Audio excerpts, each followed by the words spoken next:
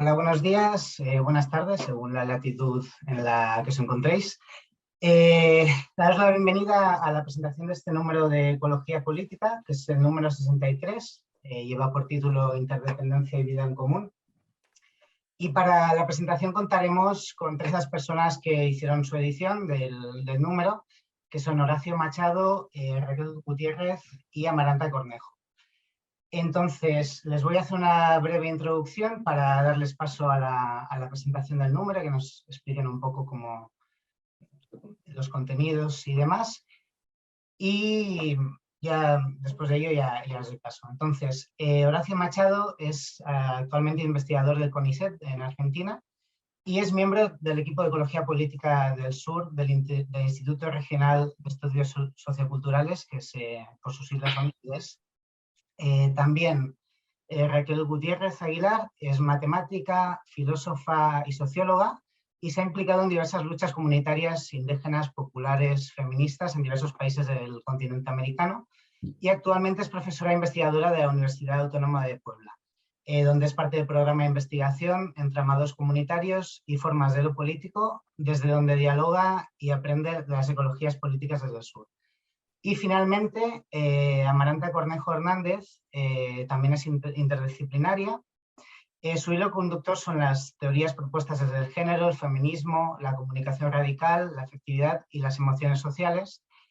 Y después de diversos andares académicos y vitales ubicados entre México, Nicaragua e Italia, actualmente realiza una estancia postdoctoral en el programa de Entramados Comunitarios y Formas de lo Político del Instituto de Ciencias Sociales y Humanidades de la Benemérita Universidad Autónoma de Puebla. Entonces, sin otro preámbulo, bienvenidos, bienvenidas y adelante.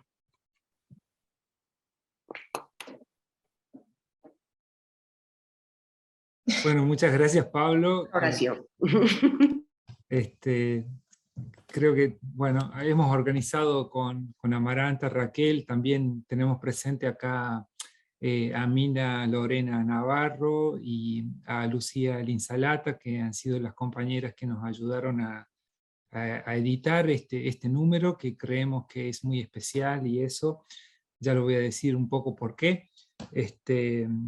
Así que, bueno, agradecer al Grupo de Ecología Política del Sur, por quien nos ha sido encomendada la edición de este número, al Consejo Editorial de la revista Ecología Política, y bueno, para nosotros como equipo ha sido un espacio muy rico, muy interesante de continuar estos procesos de intercambio y de interaprendizaje que venimos haciendo desde Catamarca y desde Puebla, entramando estas dos tradiciones que tienen fuertes componentes comunes y que se potencian en la convergencia, ¿no? Que tiene que ver con las reflexiones sobre el entramado de lo común, las formas digamos, de la política de lo común, sobre todo en clave feminista, que vienen trabajando las compañeras ahí de Puebla, y desde acá la mirada de la ecología política del sur. Bueno, en esas interacciones un elemento clave, fundamental para nuestra convergencia es el tema que es central para el dossier de esta revista que estamos acá presentando. Y yo, a modo de presentación inicial, quería provocar la invitación a trabajar, a dialogar, a participar con reflexiones en la lectura y en el análisis de estos textos que se presentan acá, haciendo énfasis en lo que hemos puesto como título de este dossier, ¿no? Interdependencia y vida en común, y como subtítulo nada menos que producir común como requisito ecológico y desafío político. Me parece que, sin exagerar, el tema de lo común es un tema central y fundamental al campo de la ecología en general y de la ecología política en particular. Destacar la centralidad que tiene la vida como un proceso colectivo, como un proceso más específicamente que colectivo, un proceso de organización comunitaria, es algo central y estructurante en el campo de la ecología en general y de la ecología política en particular. La ecología justamente nace como un nuevo campo epistémico y político a partir del proceso de desandar el negligenciamiento del mundo de la vida que hiciera esa primitiva ciencia moderna cartesiana, ¿no? La aventura de la ciencia colonial moderna, lamentablemente que sigue vigente y hegemónica, que piensa el mundo de la vida, la tierra, como un mero reservorio de recursos, eso significa precisamente una profunda devaluación ontológica de la vida. Y por eso es que las mal llamadas ciencias naturales empiezan pensando la vida simplemente como un atributo de individuos, ¿no? Como propiedad de organismos individuales aislados, ¿no? Y la ecología surge como una revolución científica en 1860, cuando Ernest Haeckel, Moebius, empiezan a pensar, ¿no es cierto?, que lo vital tiene que ver con las relaciones que hacen a la vida, con procesos de emergencia colectiva, ¿no?, que a través de los vínculos de interdependencia es eso lo que posibilita la vida. La vida es una propiedad emergente de relaciones entre comunidades bióticas, ¿no? La idea de comunidad biótica que desarrolla Moebius en 1877, nos habla de eso, ¿no? De que la vida depende de comunidades de organismos, ¿no? Que actúan como en una profunda relación de interdependencia a través de intercambios materiales de energía, mediante los cuales la vida se sostiene como un proceso colectivo y comunitario, ¿no? La Tierra es una gran comunidad de comunidades convivientes, y esto es, ¿no es cierto?, un profundo desplazamiento epistémico que se empieza a producir, ¿no es cierto?, en el campo de la ecología, y que se profundiza aún más cuando empezamos a situar el lugar de lo humano en este sistema de vida tierra, ¿no? La ecología política nace precisamente como eso, pensando que lo humano es una emergencia de la tierra que, en la cual la propia producción de la especie, el propio proceso de hominización ha sido íntimamente y totalmente dependiente de las capacidades de desarrollar formas cada vez más sofisticadas y complejas de cooperación social.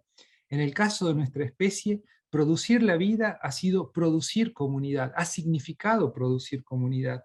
Es decir, la vida es una producción comunitaria desde el principio, desde nuestro propio proceso de hominización, es decir, el desarrollo del lenguaje, el desarrollo de la capacidad de trabajo, de la producción del sustento común, ha requerido desarrollar mecanismos y formas de reciprocidad, de intercambio, de solidaridad. Es por eso que decimos que la vida humana es intrínsecamente dependiente de estos procesos de cooperación. Entonces, la dimensión comunitaria de la vida es en nuestra especie lo que nos ha hecho prosperar como especie. Nosotros, digamos, hemos sido convidados al sistema de vida en la Tierra por nuestras capacidades que hemos debido desarrollar de intensificar y hacer cada vez más complejos los mecanismos de apoyo mutuo, de reciprocidad, de solidaridad. Entonces, lo comunitario no es un principio ideológico, no es un ideal político, es en primer lugar un requisito ecológico de la vida. Para que haya vida humana tiene que haber cooperación social. Ahora, también es un desafío político en el sentido de que los procesos de cooperación social no están naturalmente dados, no son el producto de nuestra información genética, no nos nace en el instinto. Como decía Marshall Salis, no somos, la especie humana no es ni naturalmente buena ni naturalmente mala. Somos lo que nos hacemos a través de nuestras prácticas de convivencia.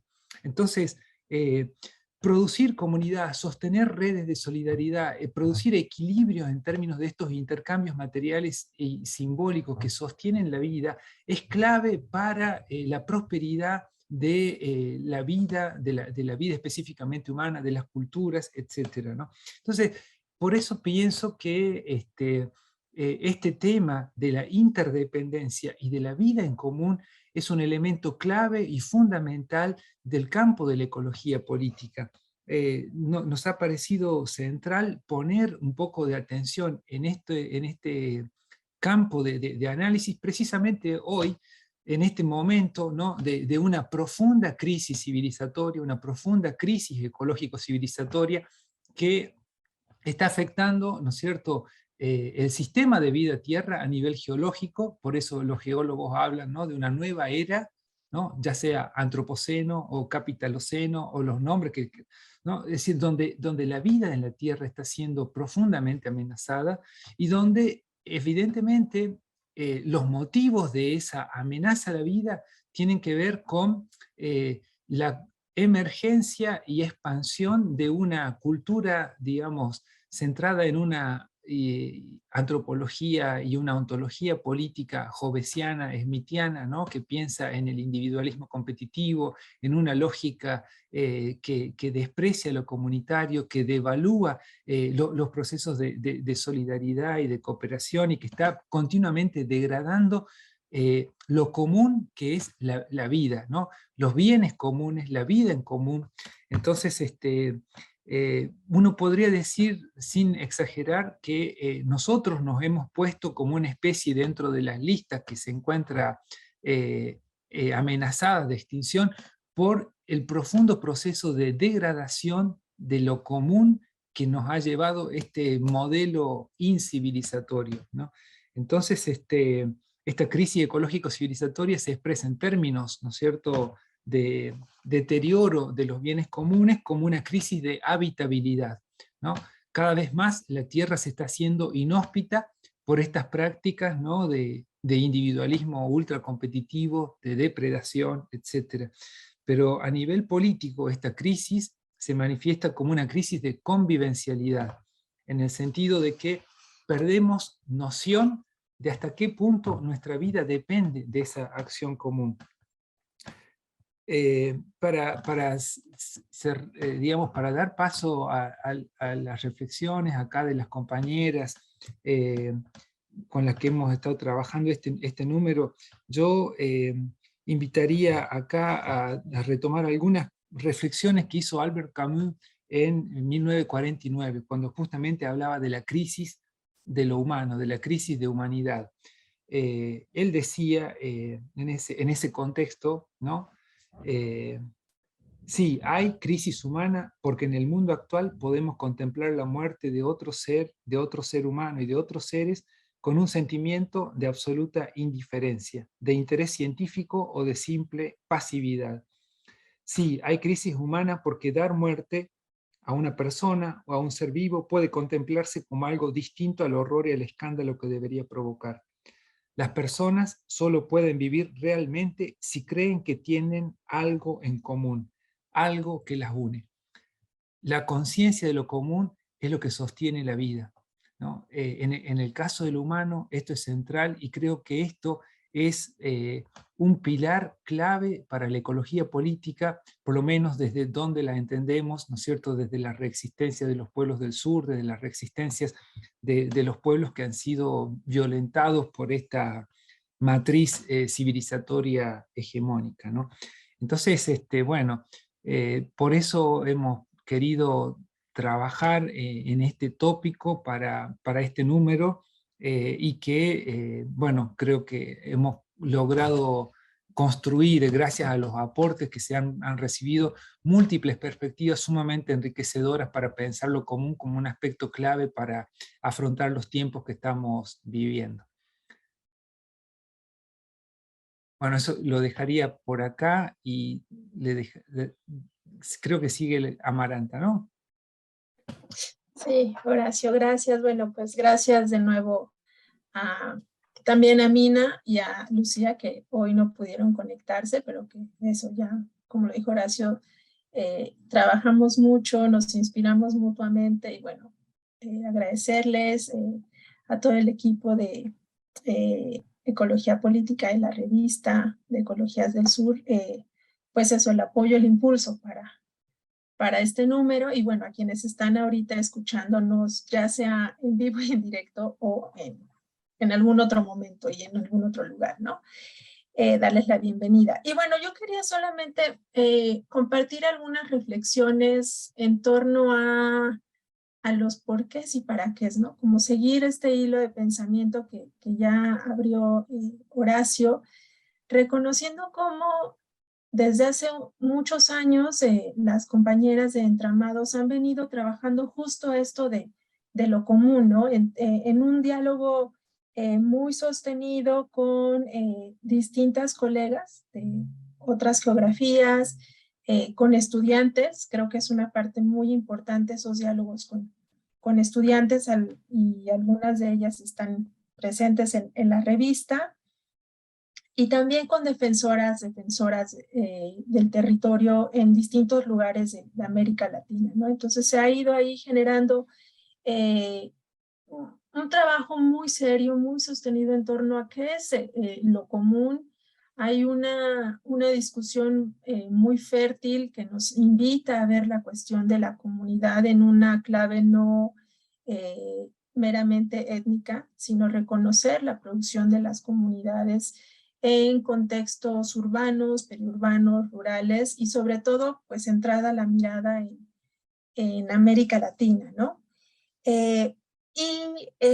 Específicamente hacerlo desde cómo las luchas están produciendo lo común, ¿no? Estos cuerpos, territorios diversos, qué expresiones están mostrándonos y en los últimos, ya me corregirá, yo creo que como 7 años ha habido un desplazamiento hacia justo entender estas luchas, esta producción de lo común de las luchas desde la perspectiva de la interdependencia, ¿no? Entonces, este número ha sido la oportunidad de dialogar con otras personas a quienes no conocemos en persona, digamos, para nutrir este desplazamiento de la mirada y ver cómo las luchas están entendiendo y practicando la interdependencia, ¿no? E insisto mucho en la mirada desde las luchas.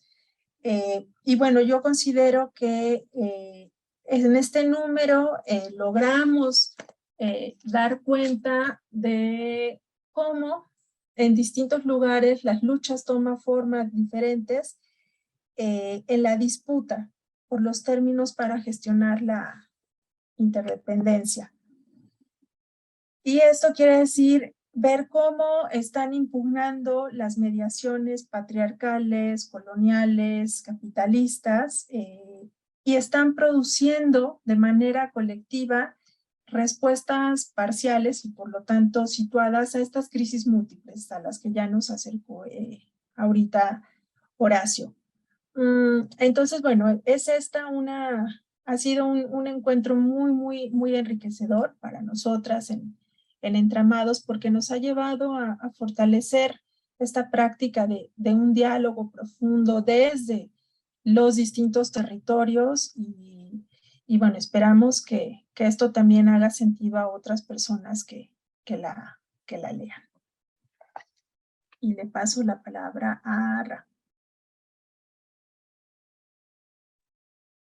Bueno, pues otra vez, pues muchas gracias y buenos días, buenas tardes, los que estén en otro lado. Y si solamente acotar, después de quienes me antecedieron, que a nosotras nos interesaba mucho presentar un asunto que por lo general no suele verse, que es la cuestión de, dada la calidad de la interdependencia entendida como una condición de la vida, acercarnos a pensar cómo se despliegan formas muy variadas, muy plurales de antagonismo en la disputa por los términos de instalar modos de gestionar esa interdependencia. Es decir, si se gestiona, si la interdependencia es una condición de la vida, Horacio lo puso muy bonito y como siempre en esas formulaciones sintéticas que logra decía, lo comunitario lo vemos como un requisito ecológico. Muy bien, entonces, ¿qué está a disputa? Entonces, ¿cómo también podemos traer desde una mirada que abreve de estos desplazamientos epistémicos que han aportado las miradas de la ecología política, otras luchas que no se dan en esa clave, para poder dialogar con ellas y para poder plantearnos el asunto de la posibilidad y garantía de la vida común en términos de el momento de la crisis civilizatoria en la que estamos viviendo, también como una disputa por la gestión de esos términos de interdependencia. Y eso a nosotras se nos volvió tremendamente claro a lo largo de los 2 tremendos años de encierro pandémico, digamos, ¿no? Porque veíamos un momento muy duro donde aparecía una contrafinalidad del modo en el que se ha organizado, la vida bajo digamos, bajo los términos expropiatorios y explotadores de la civilización capitalista y la estructuración estatal de lo político, y una impotencia radical de los nodos en los cuales finalmente se iba sosteniendo cotidianamente una cosa que no sabíamos cómo iba a avanzar. Entonces, esta disputa por los términos de la gestión de la interdependencia se nos volvió muy clara. Y eso lo relacionamos, tal como mencionaba Amaranta, con el largo trabajo que hemos ido haciendo a lo largo de ya muchos años, sosteniendo sobre todo que lo común es una relación social y que lo común se produce. Es decir, que lo común alude a una calidad de los vínculos que toman forma, que se relacionan con garantía del sostenimiento de la existencia colectiva y que se relacionan también con capacidades políticas que se ven sistemáticamente anuladas en los términos de la estructuración política moderna, ¿no? Entonces hay una larga historia de la que nosotros habíamos aprendido un conjunto de cosas, pero nos pareció en ese momento de los años del encierro, de los años en los que se ha develado esta crisis civilizatoria como algo ya inocultable, una enorme necesidad de poner a deliberación, digamos, miradas que logren conectar asuntos que por lo general se presentan de modo separado, que en esa separación hace que cada quien se vaya quedando de alguna manera en su capilla, peleando determinados aspectos y permitiendo o admitiendo o siendo impotente ante un proceso de totalización en marcha cada vez más devastador. ¿Y con qué herramienta teórica, con qué pensamientos podemos ir intentando abrir posibilidades de enlace, de conversación, etcétera? De ahí, en esa conversación que tenemos larga con Horacio Machado desde Puebla, y que hemos ido aprendiendo unos de otros, yo creo, muy profundamente, cuando recibimos el llamado de la revista, o sea, que empezamos a trabajar en este número, aprendimos también otros asuntos en la manera de cómo trabajar con ustedes, digamos, en aquel lado del Atlántico, utilizando un conjunto de plataformas, estableciendo términos bastante acelerados, etc. Y pudimos hacerlo porque éramos 5 personas repartiéndonos el trabajo, cooperando, confiándonos en otros, y no nos costó tanto, pese a que creo que es un número muy abarcativo, donde se discuten un montón de cosas, y donde tratamos, pues, insisto, de sostener o de hacer un llamado a asumir en profundidad las connotaciones políticas que tenemos que ir coproduciendo para tener una perspectiva de una ecología crítica fértil que dialogue con el otro conjunto de luchas que están en marcha en el continente y en otros lados, aprendiendo de eso y siendo capaces de dotarnos de horizontes comunitarios y comunitario-populares que se planteen formas de gestión de la interdependencia, de la riqueza material, distinta a la que se nos está imponiendo. Entonces, pues ese es el número. Me da mucho gusto que veo a alguna que otra persona de las que colaboraron, y nosotros que habíamos pensado tomarnos media hora para presentar en parte, pues aquí la dejaríamos a ver si podíamos hacer una conversación, escuchando también los intereses o las cuestiones que haya por parte tanto de el propio comité editorial de la revista como de quienes amablemente están participando. Y si nadie habla, pues podemos empezar a hablar de los textos, pero nos gustaría más que empezáramos a conversar. Pues muchas gracias, Pablo y colegas, compañeros. Muchas gracias a vosotras. También, bueno, avanzar, vamos a dar paso al turno de preguntas o participación. Como ha dicho Raquel, hay varias personas que participaron en el número que están presentes aquí en la jornada de hoy.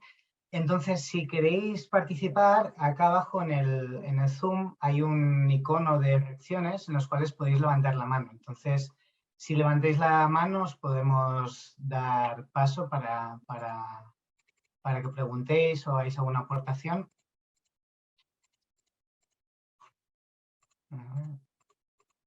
Y si no, mientras tanto, puedo ir yo lanzando alguna primera pregunta para animar un poco el debate. Bueno, muchas gracias por la presentación. La verdad que ha sido muy interesante la descripción que habéis hecho, ¿no? De cada cual. Ahora, Raquel, estabas mencionando la pandemia, ¿no? El encierro de la pandemia y cómo... Quisiera preguntarte, es más o menos reciente, ¿cómo crees que ha afectado esto a las relaciones justamente de cooperación e interdependencia, ¿no? Mencionas en cómo ha sido el proceso en la revista, pero no sé, yo por ejemplo, acá desde Europa, desde algunos espacios militantes, tengo la sensación de que la pandemia ha afectado a unos niveles de los cuales todavía no acabamos de ser conscientes, ¿no? Hasta qué punto se han afectado nuestras relaciones personales a raíz de ahí, ¿no? Tengo la sensación de que se ha dinamitado muchos espacios de cooperación. No sé si allá en América Latina ha pasado algo similar o, bueno, un poco cómo es vuestra percepción.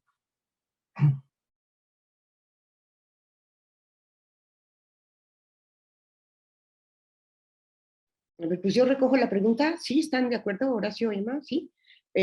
Para ver si alguien después se anima a más cosas, ¿no? Mira, nosotros sentimos que la pandemia fue un momento terriblemente desorganizador.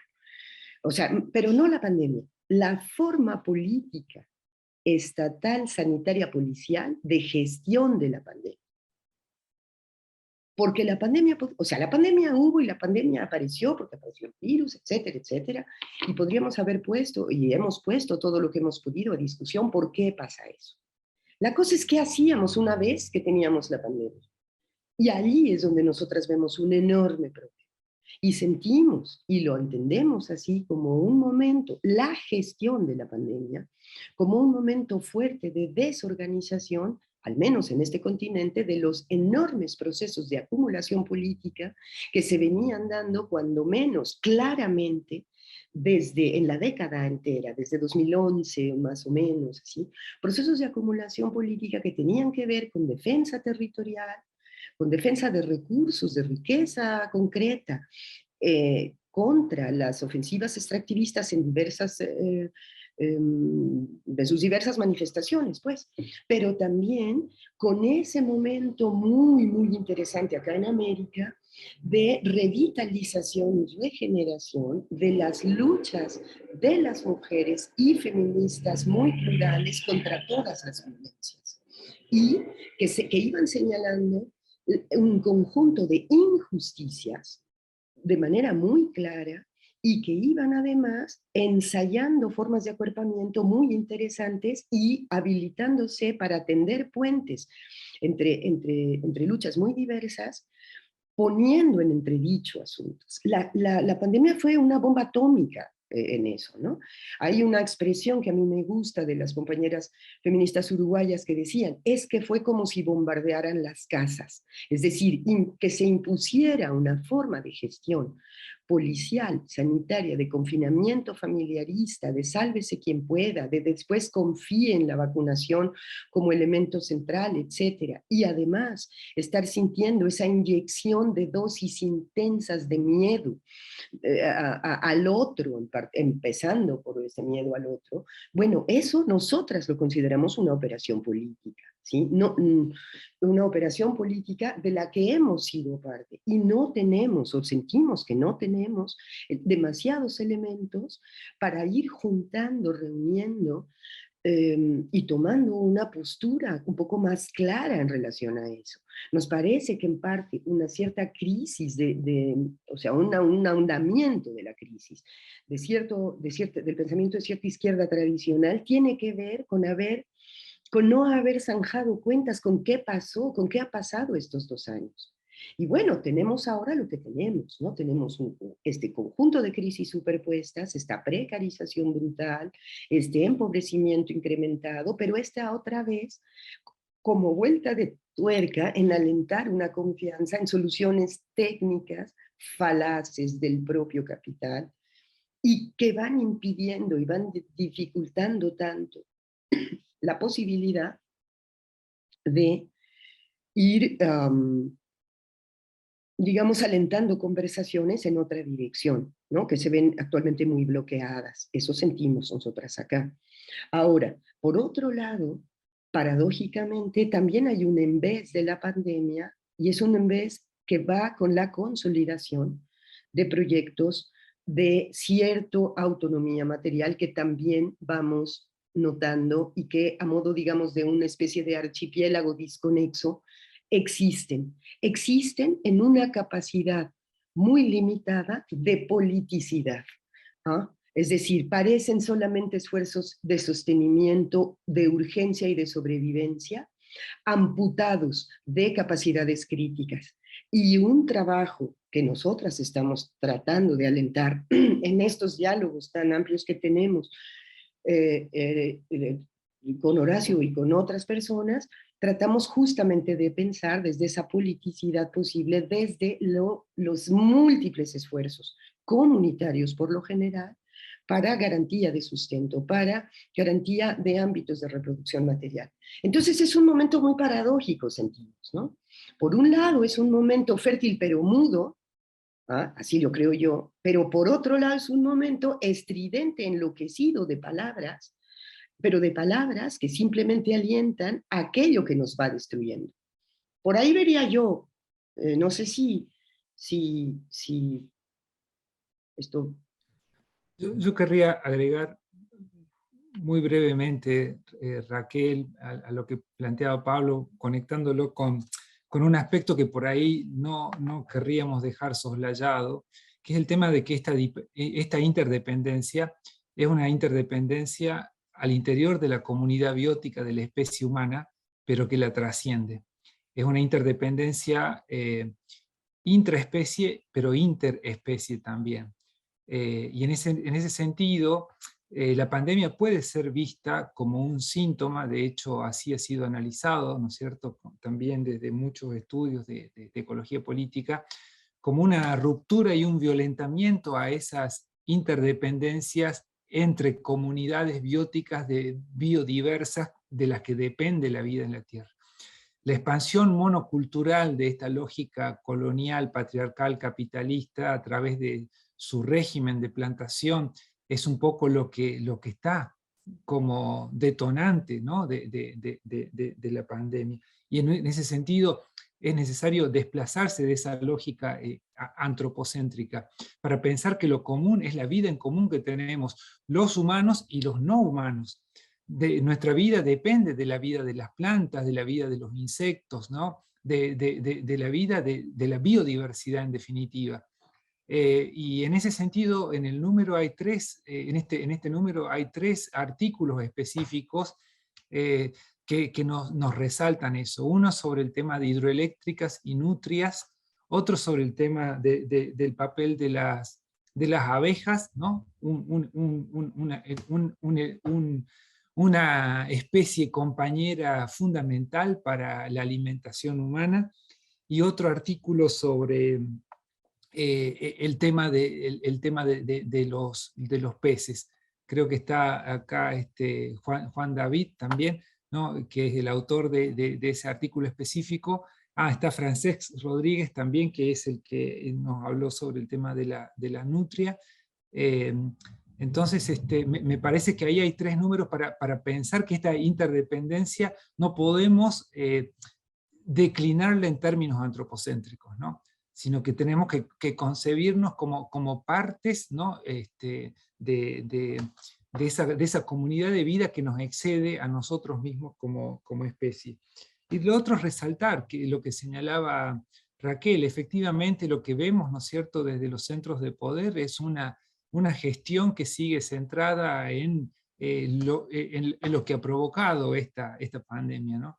Una gestión vertical, tecnoburocrática, centralizada, autoritaria, cuando los vínculos de interdependencia implicarían descentralización, pluralización, diversificación, ¿no? Autonomía de gestión desde abajo, ¿no? Y en ese sentido también hay varios otros artículos que en la revista están referenciando a esas otras formas de gestión de lo común, las experiencias, concretamente dos experiencias muy fuertes, una de lo que podríamos decir en el norte global, pero es una expresión del sur, ¿no? De las luchas kurdas sobre el tema del autonomismo comunitario, y la otra experiencia muy, muy fuerte que está también ahí fuertemente reflejada y reflexionada, que es las experiencias de los liberadores y liberadoras de la madre tierra en Colombia, ¿no? El hecho de comunalizar, de recomunalizar la tierra como una forma también de reanimar y recomponer los flujos de interdependencia humanos y más que humanos, ¿no es cierto?, como dos aspectos. Solamente para señalar algunos de los capítulos o algunos de los artículos que están vinculados a esta temática. Yo quiero decir algo muy cortito siguiendo esto, y bueno, retomando los artículos, y sobre esto que planteas, Horacio, de no declinar la pandemia en términos antropocéntricos, y estaba pensando en dos artículos, uno colectivo que retoma la experiencia de productores en Tlacotepec, en México, y la experiencia del Centro Social Ocupado Can Pascal allá en Cataluña, justo como nos prefiguran estos horizontes que van más allá de lo humano, ¿no? Y que en una crisis múltiple, superpuesta, como lo es la pandemia, yo sigo hablando porque no ha terminado, o sea, y en esto que Raab decía bueno, hay una gestión que renueva las narrativas técnicas, tecnocientíficas, como si eso nos fuera a salvar. Los artículos que ya mencionó Horacio, más estos dos, creo que prefiguran otros horizontes y justo por eso ahí hay una apuesta. Siento que cumplimos lo que nos propusimos, esta inspiración de ver la trama de la vida en la complejidad que como nos la está proponiendo la ecología política desde el sur, ¿no? Que es ir más allá de lo humano. Y bueno, es un reto que estamos abrazando desde Entramados, y este número nos ha llevado a conocer estas otras formas de pues tramar en la vida, y no solamente desde lo humano. Y bueno, eso es lo chiquito que quería compartir.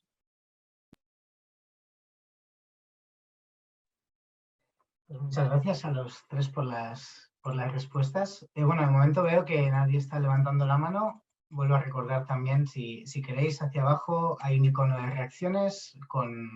Si se clica dentro, hay otro icono que dice levantar la mano, o si alguien de público quiere participar.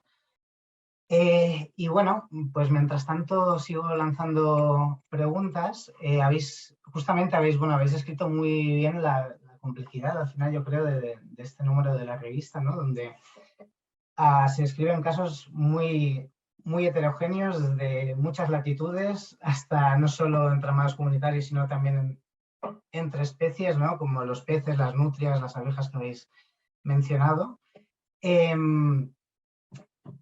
¿Creéis que o sea, son suficientes estos entramados para para dar un cambio de escala como una respuesta hacia los problemas ambientales que estamos teniendo actualmente? Es decir, por ejemplo, ahora recientemente se ha estado pasando la COP en Egipto, ¿no? De las negociaciones sobre el cambio climático, ¿no? Al final, un poco el lenguaje que predomina es ese de la pandemia, justamente, que acaba escribir Raquel, ¿no? Del tecnooptimismo seguramente, ¿no? De compromisos que nunca acaban de llegar.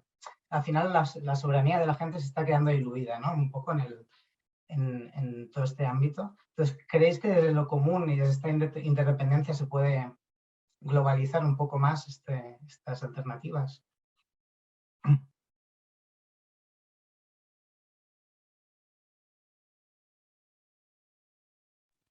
A ver, voy. Como ustedes pueden ver, tenemos un conjunto de diálogos donde no es que uniformemos las formas de pensar, es que aprendemos de lo que dicen los otros. Y eso es muy importante. Y eso es la manera en la que, a nivel de la producción de ideas, vamos tratando de vincularnos. Entonces, a mí lo que me da la impresión es que esta operación en la que yo ponía el énfasis de cómo se gestionó la pandemia y de cómo se establecieron los términos para desorganizar lo que iban siendo una serie de torrentes de lucha, tiene que ver con desactivar las capacidades difícilmente creadas de enlazamiento de procesos múltiples, de luchas que tratan de poner límites o que van poniendo límites a lo que se impone. A ver, estábamos discutiendo la cuestión del agua, estábamos discutiendo la cuestión de el poner límites al extractivismo, etc. Y de repente eso queda desplazado. Y queda desplazado y se empieza a armar otro discurso global. Como ustedes pueden ver, lo que yo aporto siempre a este juego de diálogos tiene que ver con no perder de vista el antagonismo y sus múltiples maneras de fluir y de ocurrir en esta trama de la vida, ¿sí? Entonces, ¿cómo entender el momento pandémico y su gestión?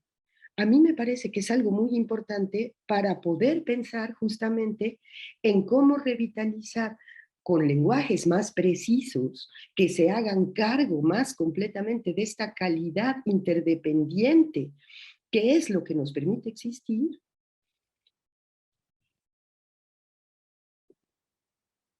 Es decir, cómo hacer esos desplazamientos y cómo poder pensar las posibilidades de reconocimiento recíproco de la pluralidad para plantear un horizonte no anclado estadocéntricamente y no guiado tecno-optimistamente por nuevos bucles de acumulación de capital. Es decir, es un problema, no tengo la respuesta, pero así tratamos de presentar la pregunta. Y lo que creo yo que decían los dos colegas que comenzaron a narrar, o sea, los contenidos de los textos, es que lo que nosotros logramos conjuntar son distintas maneras en las que se ensayan estos esfuerzos, ¿sí? Entonces, a mí me da la impresión que la cuestión del cambio escala es una pregunta que puede ser tramposa. Es decir, no la quiero invalidar, pero cuidemos de cuando hagamos la pregunta, no invalidemos lo que estamos tratando de decir, ¿sí?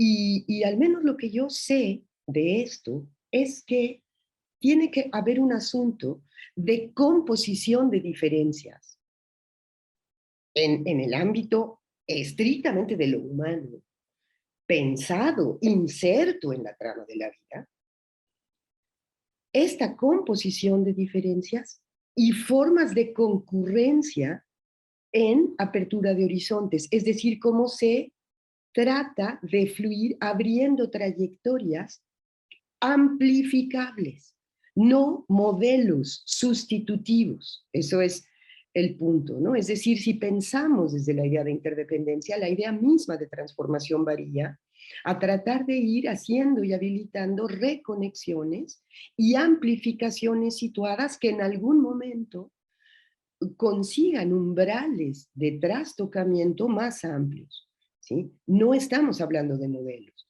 Entonces, lograremos hacer algo similar en algún momento a lo de la COP, organizada con todo el dinero coleccionado y concentrado de estados y transnacionales, pues quién sabe, yo creo que no. Tenemos que poner atención en las otras maneras en las que nos vamos vinculando y en las que vamos logrando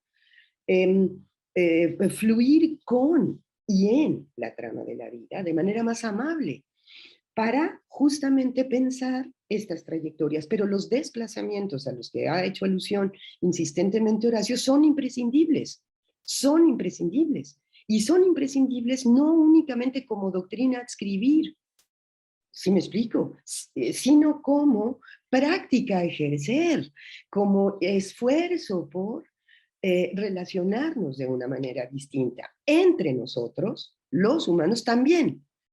Obviamente, sabiendo que somos los y las humanas en la trama de la vida siempre, y con las especies compañeras. Entonces son como esos múltiples niveles que yo pienso, pues que permitirán abrir horizontes de pensamiento sensato y posible, que es algo de lo que de algún modo sentimos a veces que carecemos, en estos momentos como de ofensiva de lo otro. Y entonces dar lugar y dar énfasis a los límites que somos capaces de plantear, a indagar en cómo fuimos capaces de hacerlo y dónde empezamos a percibir que no podíamos cambiar de escala, es un asunto a investigar. Eso yo diría, colegas, no sé cómo la ven ustedes. Muchas gracias, Raquel. Estoy completamente de acuerdo con lo que estás planteando. Creo que el planteo de Pablo es sumamente desafiante también, porque vemos, ¿no es cierto?, cómo los tiempos planetarios se agotan y cómo desde las élites del poder se siguen insistiendo en las mismas recetas perimidas, ¿no? Apelar a la racionalidad tecnoburocrática del Estado, apelar a la expansión de mecanismos de mercantilización de la naturaleza, apelar, ¿no es cierto?, a los juegos de geoingeniería supuestamente científicos, y la verdad es que esta crisis es ecológico-política en un sentido profundo y radical que tiene que ver precisamente con la degradación de lo común. Un aspecto clave de la degradación de lo común tiene que ver con la concentración, la apropiación de esos procesos comunes. La mercantilización es apropiación concentrada de los medios de vida. La concentración de la tierra, la capacidad de disposición concentrada que grandes corporaciones transnacionales, ¿no?, con la connivencia de Estado y con la participación activa de Estados poderosos, principalmente de potencias, nos están llevando a un régimen oligárquico tecnoburocrático que tiene la capacidad de disponer sobre los flujos energéticos vitales de la Tierra. El agua, la energía, los alimentos, los minerales básicos, ¿no? Todo eso está sumamente concentrado. Entonces, esta concentración es un poco lo que está asfixiando la vida. No solamente la vida como posibilidad biológica, sino también la vida política en términos de posibilidades de democracia. Hay esa expansión de estos regímenes tecnoburocráticos, de estas monoculturas, ¿no es cierto?, que se expanden en forma de grandes plantaciones, en forma de mega minería, en forma de explotación no convencional de los recursos energéticos, incluso, ¿no?, los gigantismos oligopólicos que se están construyendo ahora en términos de las energías renovables, etcétera, implican una degradación de la vida en sí y una degradación de las posibilidades de una vida democrática, ¿no? Entonces, lo común tiene que ver con eso, tiene que ver con la desconcentración, tiene que ver con la posibilidad de pluralidades de modos de vida que puedan coexistir pacíficamente entre sí, retroalimentándose, enriqueciéndose, complejizando las formas de cooperación y de interdependencia.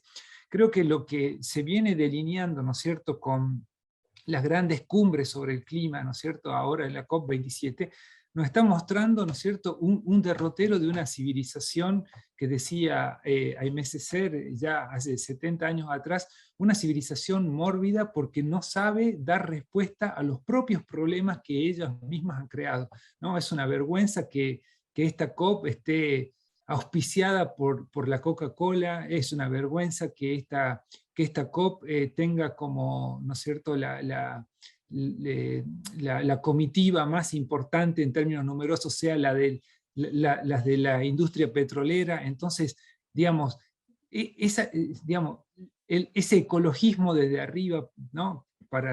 No está interesado en sostener la vida, ¿no?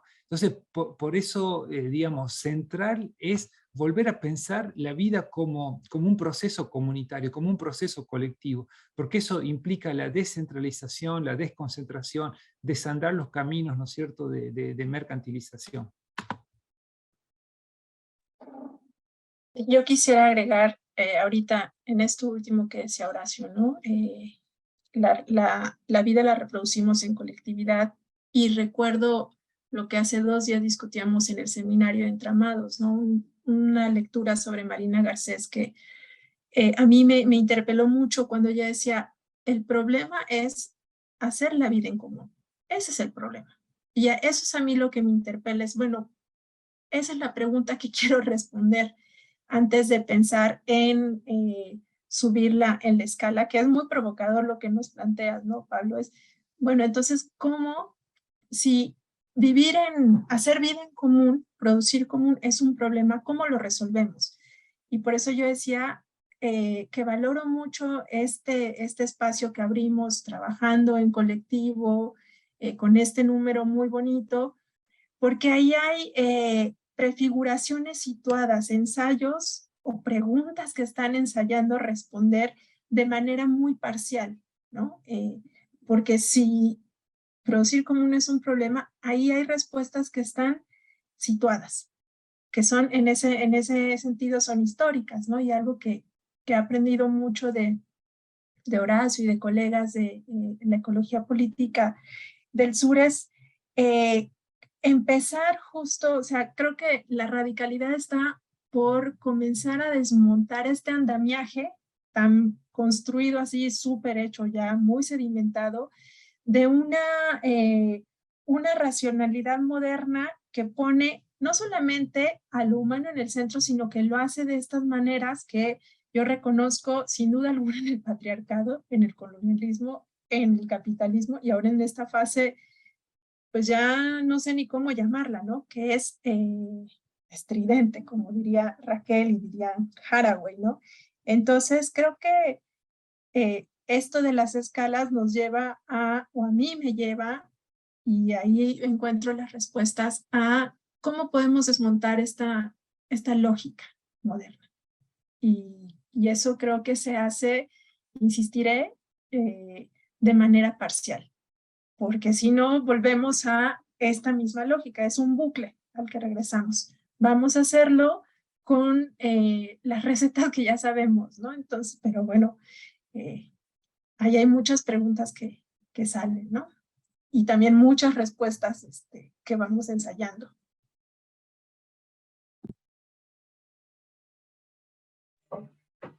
Pues muy bien, muchas gracias por la respuesta. La verdad que ha sido muy, muy interesante escucharos. Y bueno, dicho esto, si no hay ninguna otra participación, ya estamos cerca de cumplir la hora de la presentación, así que daríamos cierre ya a la presentación de este número. Para quien nos estuviera escuchando, podéis ver más sobre la revista en ecologiapolitica.info, ahí está este número, todavía no está en abierto hasta julio del año que viene, pero bueno, mientras tanto podéis colaborar con la revista si os apetece. Y también a indicar que próximamente sacaremos un nuevo número a finales de diciembre con el título de Nuevos Pactos Verdes. Este será el número 64 y también pone un poco en debate toda esta situación que está saliendo de Nuevos Pactos Verdes, pero también a nivel oficial, ¿no? Desde el New Green Deal y todos estos pactos, pero también las respuestas que se están dando de pactos alternativos desde los movimientos sociales, y desde diversas latitudes del planeta. En todo caso, eso, agradeceros mucho vuestra ponencia, vuestra presencia para estar aquí. Ha sido un placer escucharos. Y nada, espero que nos podamos seguir encontrando en el futuro. Muchas gracias a todo el mundo por asistir. Gracias, un abrazo.